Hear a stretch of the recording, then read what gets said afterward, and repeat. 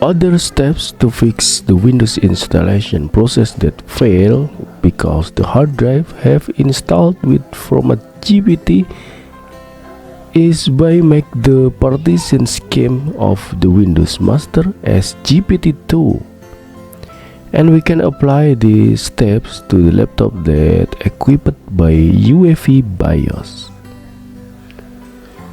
We have now that using the partition magic, we can change the GPT to the MBR of the hard drive partition, so that we can installing the new Windows successfully.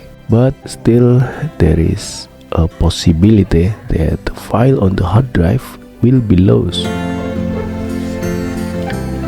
In these steps, we change the partition scheme of the Windows installation master according the hard drive partition scheme. Okay, to try this, please follow these steps. The first step is prepare the flash disk and Rufus application program. I use Rufus 3.0 here.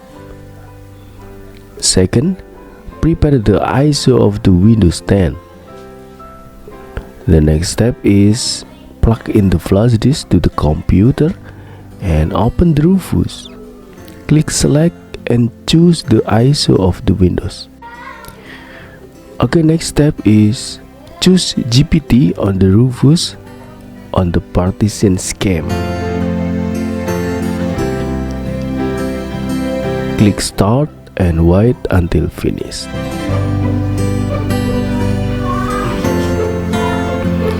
After all finished, we can use this Windows Master in this flash disk to reinstall the Windows 10 on the laptop or PC that using the hard drive with partition GPT.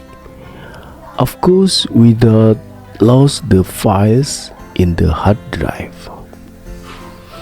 Okay, this is the steps to fix the problem of installation process of the Windows 10 that its hard drive using GPT partition scheme.